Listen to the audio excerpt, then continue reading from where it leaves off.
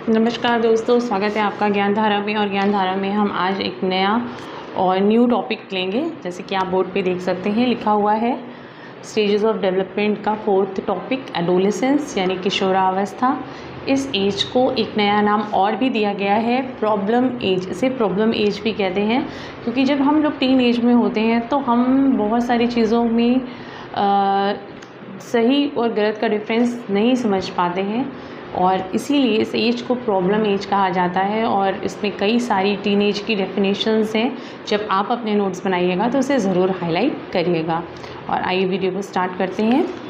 तो एडोलेसेंस का अगर मीनिंग देखा जाए तो उसका मीनिंग होता है टू ग्रो टू मैच्योरिटी, यानी परिपक्वता के ओर बढ़ना। एडोलेसेंस की मतलब यह होती है टू ग्रो टू मैच्योरिटी। तो साइंटिस्ट ने एडोलेसेंस को भी 2 पार्ट्स में बांटा है, अर्ली एडोलेसेंस और लेट एडोलेसेंस। अर्ली एडोलेसेंस यानी from the age of 12 to 16 और 13 to 16, then 17 to 19 will come under late adolescence। तो इन दोनों ही एडोलेसेंस की एज में मेजर डिफरेंसेस यही हैं कि जो भी ग्रोथ है या डेवलपमेंट है वो यहाँ पर धीरे धीरे होगा और यहाँ पर रैपिड तरीके से हो जाता है। और एक तरह से कहते हैं कि फुलफ़िल हो जाती हैं जो भी चीज़ें, जितनी भी डेवलपमेंट स्टेज की माइलस्टोन्स होती हैं वो लेट एडोलेसेंस में जाकर कंप्लीट हो जाती हैं। ठीक है, तो इतना कंफर्म है। फिर उसके बाद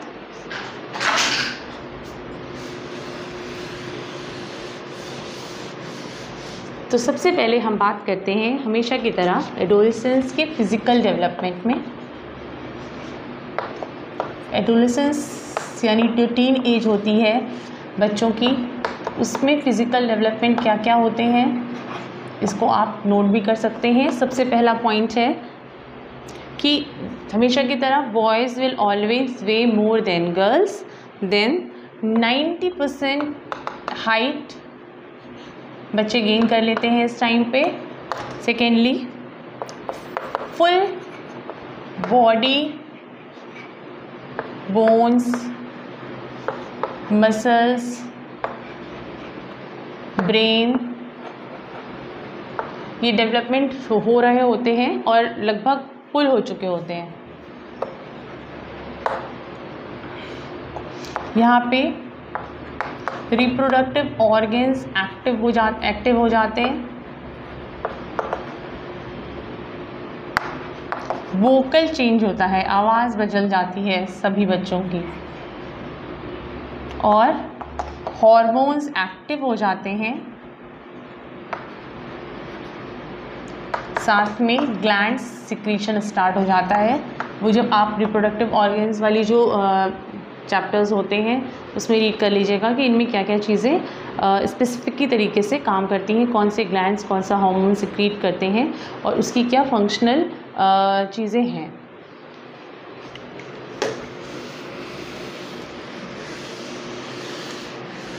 अब हम बात करते हैं कॉग्निटिव डेवलपमेंट की या मेंटल डेवलपमेंट की। मानसिक विकास कैसा होता है? तो सबसे पहला मानसिक विकास है कि यहाँ पे cognitive development mental maximum level तक पहुँच चुका होता है।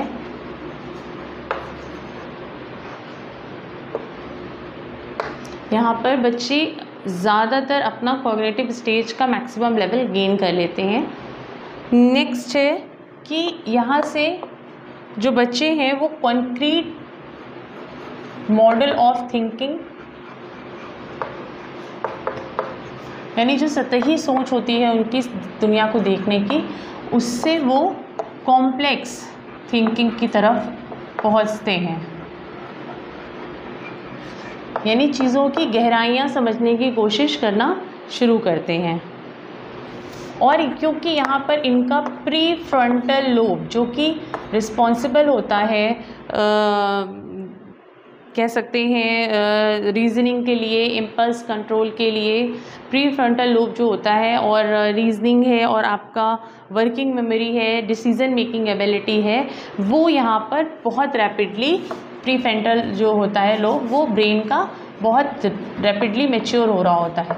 तो इसलिए इनके अंदर बहुत सारे चेंजेस चल रहे होते हैं जो कि रिस्पॉन्सिबल होते हैं लॉजिकल थिंकिंग के लिए। और इसके साथ साथ आप कह सकते हैं यहाँ पे सेल्फ रिफ्लेक्शन की बहुत ज़्यादा भावना बच्चे के अंदर होती है, बहुत ज़्यादा एब्स्ट्रैक्ट थिंकिंग करते हैं, ख्याली चीज़ें सोचते हैं, हाइपोथेटिकल थिंकिंग करते हैं जो टीन एज के बच्चे होते हैं वो। तो आप यहाँ पे और 2-3 पॉइंट्स ऐड कर सकते हो। अब हम बात करते हैं इमोशनल डेवलपमेंट की। तो मैंने पहले ही बताया कि जो एडोलसेंस होता है, एज जो टीन एज होती है, वो वैसे ही प्रॉब्लम एज होती है, और यहाँ पे बच्चे को राइट एंड रॉन्ग का जो डिफरेंस होता है वो वहाँ पे समझ में नहीं आ रहा होता है। इनमें कुछ बहुत विशेष क्वालिटियाँ होती हैं इमोशनल डेवलपमेंट की। सबसे पहले तो वो रिबेल होते हैं, उन्हें हर एक चीज़ का विद्रोह करना अच्छा लगता है। इसके बाद आप बात करेंगे तो वो इनकी जो क्यूरियोसिटी होती है चीज़ों को जानने की, वो एट द पीक होती है टीन एज में। थर्ड, यहाँ पर इनमें सेक्सुअल फीलिंग्स भी होती हैं टुवर्ड्स अपोजिट सेक्स, और ये कासल बिल्डर्स होते हैं, यानी हवाई किले बनाते हैं, बहुत ज़्यादा ड्रीमी वर्ल्ड में कह सकते हैं रहते हैं, और बहुत बड़ी बड़ी सोचते हैं। आइडियल वर्शिप करते हैं, किसी को अपना आदर्श मानकर काम करना पसंद करते हैं, और उसी की राह पर चलना, उसी के अकॉर्डिंग काम करना। जैसे ज़्यादातर आप देखेंगे जो एक्टर एक्ट्रेसेस होते हैं, उनके जो फॉलोअर्स होते हैं वो टीन एज के बच्चे होते हैं, कि उनको उन्हीं की तरह दिखना होता है, उन्हीं की तरह बोलना होता है, उन्हीं की तरह ड्रेसअप करना होता है। इनमें लैक ऑफ स्टेबिलिटी होती है, स्टेबिलिटी नहीं होती किसी भी चीज़ की, कुछ भी सोचते हैं फिर वही करते हैं, फिर कुछ सोचते हैं फिर वो करते हैं, लेकिन लैक ऑफ स्टेबिलिटी नहीं होती है। और सबसे बड़ी प्रॉब्लम इनको होती है एडजस्टमेंट की, ये एडजस्टमेंट नहीं कर पाते हैं चीज़ों के साथ, सोसाइटी के साथ, लोगों के साथ। टीनेजर्स को एडजस्ट करने में बहुत ज़्यादा प्रॉब्लम्स होती हैं।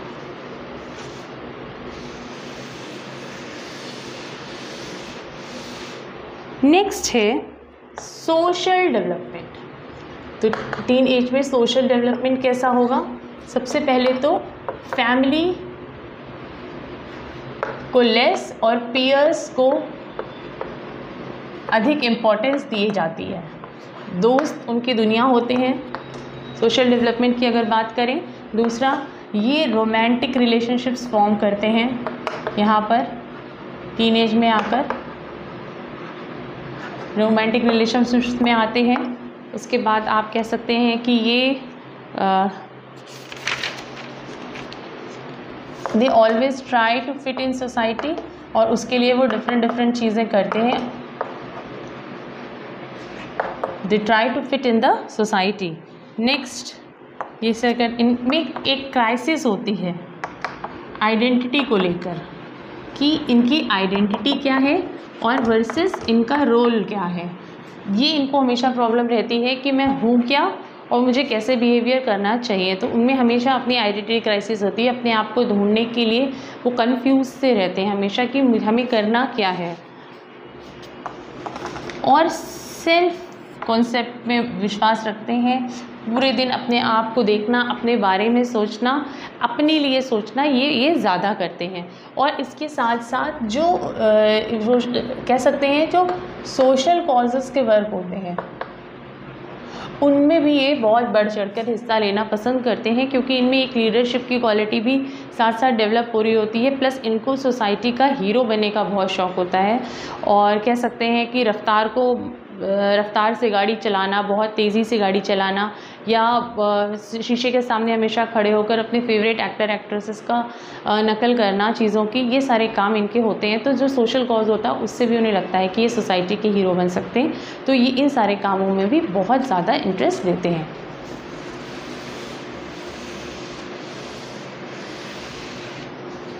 और अगर हम लैंग्वेज डेवलपमेंट की बात करें एडोलेसेंस स्टेज में, तो लैंग्वेज डेवलपमेंट में जब तक इनका एडोलेसेंस यानी टीनेज आती है, बच्चों की वोकैबलरी जो है, वोकैबलरी काफ़ी हद तक अभी तक जो है वो कॉन्सेप्चुअल बेस पे होती थी। अब वो कॉन्टेक्स्ट से मीनिंग की ओर जाने लगते हैं, मतलब जो अपनी बातें होती हैं, बोल रहे होते हैं, उनकी मीनिंग भी वो समझने लगते हैं। सेकेंडली, अगर हम वोकैबलरी की बात करें तो 50,000 प्लस वर्ड्स इनके अब तक इनकी वोकैबलरी में इंक्लूड हो चुके होते हैं और इन्हें काफ़ी सारे शब्द पता होते हैं। इसके अलावा ये नरेशन कर सकते हैं और ओरल लैंग्वेज में अपने कॉन्सेप्ट को ज़्यादा बताना, बोलना समझते हैं, इमोशंस समझना स्टार्ट कर चुके होते हैं। और आप कह सकते हैं कि they learn the language of fears, और अपने दोस्तों की भाषा भी घर में भी इस्तेमाल करते हैं, या तो दोस्तों की या जो इनके आइडल होते हैं उनकी भाषा ये बोलना घर में प्रेफर करते हैं। यहाँ पर इनकी जो ग्रामेटिकल स्किल होती है, नैरेटिव स्किल होती है, वो अच्छी खासी डेवलप हो चुकी होती है। तो इस स्टेज पे वो सेल्फ आंसर्स लिखना शुरू कर देते हैं या छोटी मोटी चीज़ें अपने आप से लिखना, अपनी लैंग्वेज में लिखना स्टार्ट कर लेते हैं और उनका ग्रामर भी अच्छा खासा डेवलप हो चुका होता है। तो ये मेन कैरेक्टरिस्टिक थी एडोलेसेंस की, टीनेजर्स की। टीनेजर्स जब बच्चे होते हैं तो उनमें रिबेल होने की, उनको अपना चीज़ें समझ ना आ पाने की बहुत ज़्यादा प्रॉब्लम होती है, इसीलिए इसको प्रॉब्लम एज कहा जाता है। और आप कह सकते हैं कि अगर बच्चा एडोलेसेंस यानी टीनेज में आ गया है तो उसको एज अ पेरेंट्स नहीं, इस एज में एज अ पेरेंट्स नहीं बल्कि एज अ फ्रेंड गाइड करने की ज़रूरत होती है। तो आई होप आपको ये स्टेज ऑफ डेवलपमेंट भी समझ में आ गया होगा। अगर आपको कोई चीज़ नहीं समझ में आई है तो प्लीज़ आप मुझे कमेंट बॉक्स में बताइएगा, मैं आपको उसको क्लियर कर दूँगी। तो इस तरीके से ये स्टेजेस ऑफ डेवलपमेंट कंप्लीट होते हैं। अडल्टहुड की जो चीज़ें हैं वो आप अपने आसपास देखकर स्वयं भी लिख सकते हैं और हम अगले वीडियो में अपने नेक्स्ट टॉपिक के साथ मिलेंगे। तब तक के लिए नोट्स बनाते रहिए और रीडिंग्स करते रहिए। Thank you.